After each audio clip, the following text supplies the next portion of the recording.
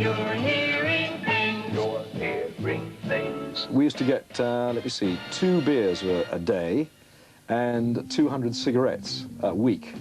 And as I didn't smoke and as I didn't drink, it was of no use to me whatsoever. Somebody help me, yeah. I can remember every single detail about the Radio London boat, but one thing I can't remember all the detail about the Radio Caroline boat. I mean, we can't remember where the showers were. Perhaps we didn't take any. Oh, there was a shower there somewhere. There was a shower there somewhere. Didn't Dave Lee Travis used to use it? I don't know if he found his way there. You're in a confined space here. Basically what we're saying is we occasionally threw each other overboard for a good wash. There's all the boys together. I think that really is one of the memories that I will always hold dear. Then there was always the people that came out on their little boats, sort of wave, and I'd recall seeing, invariably, if it was a man driving the speedboat, he'd have a woman in a bikini. I don't know why they did that, because they probably thought that we were sitting out there at sea, all these men together. Let them have a look at real life, yes. And saw people with eyeballs hanging over the edge of the ship. And come on board, yes, we're just making tea, you know, and all this sort of thing. Dateline Wednesday, August the 9th. The time just coming up to 7:30. Eastbourne, an oil slick is reported. The worst time I ever had was reading the news. And what made it even worse was that there had been a very sad death. A world leader, I think it was Nehru. And I'm just starting the first news item, which is Delhi. The death has been announced today of President. And suddenly, up above the news desk there, came Kenny Everett with 2 pieces of chalk out of his nostrils. News around the clock. Oh, it was impossible. I mean, it was really anarchic out there.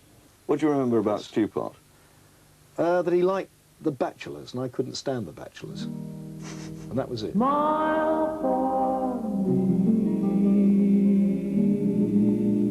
We did share cabins. That was the first time I'd ever shared a cabin. It was Roscoe and I mostly that shared cabins, or sometimes I would be with Keith Hampshire.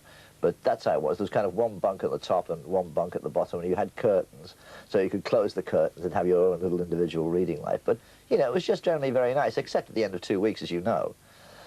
You just couldn't wait to kind of get off the ship and get into town.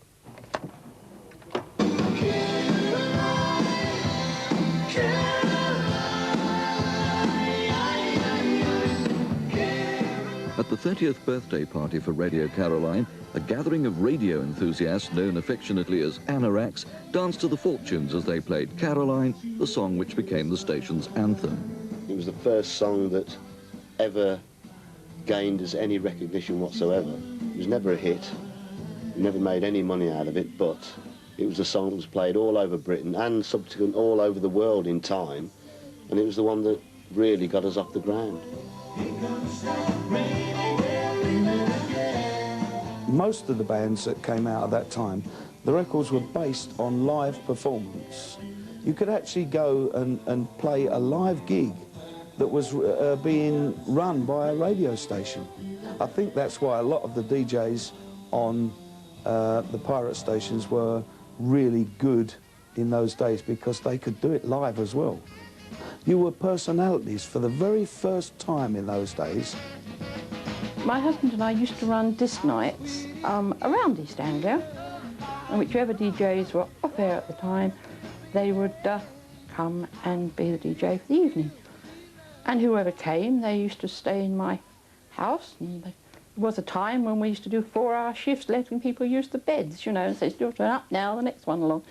Or they'd be sleeping on the floor or whatever, but except Tony Blackburn. If I'm allowed to say this, Tony used to have a leather jacket which he was very proud of at the time, and he wouldn't sleep on the floor, and he used to go and sleep in the van outside in the garageway.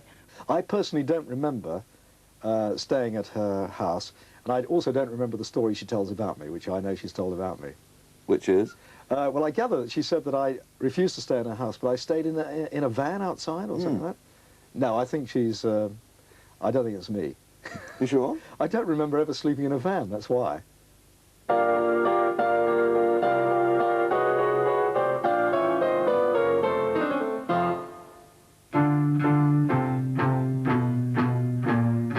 lot of lonely people who, they just found it out. It was something they felt they had friends. And at any time, and if somebody said, I've got a cold on air, they would send them out tissues and knit them a jumper and do it, send them their sweets out. It gave them some purpose. I used to travel on a pleasure boat called the Lady Kent from Walton-on-Naze. The journey took about half an hour, and we'd go alongside the ship and talk to the DJs quite close. I used to go out quite a lot, 21 times altogether, from 1964 until 1967. I got a big fat mama.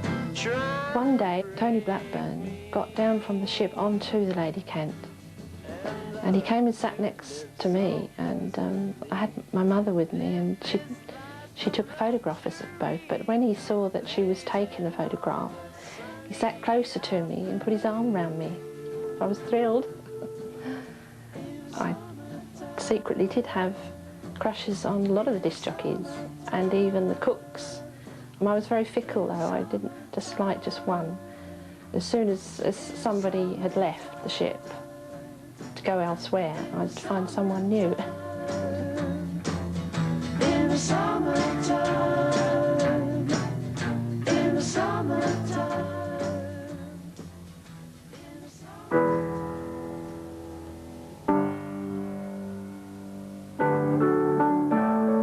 The hobby of Melvin Johnson is building model boats. His latest is the Caroline ship, the Ross Revenge, which he sails in local parks.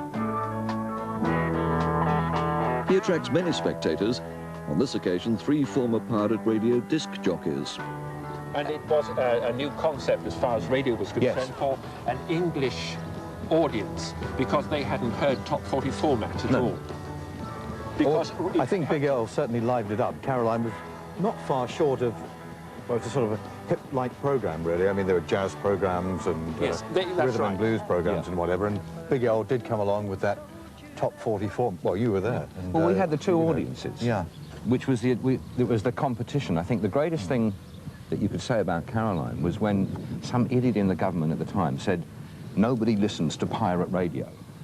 And Johnny Walker said, if you're in the area, would you please drive your car to Clacton, Walton, Frinton along the coast and point out to the sea?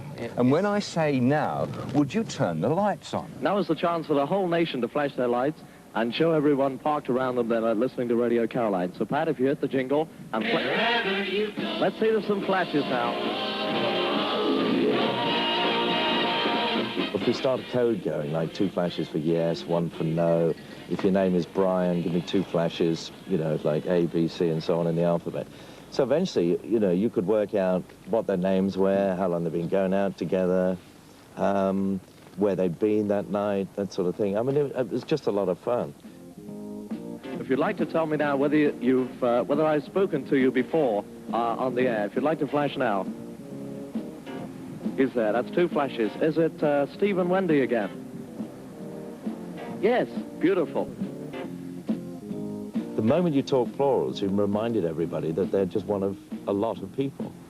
But if you say, hello, how are you? You know, and you just address that one person, then it becomes personal. They feel that you're doing it just for them.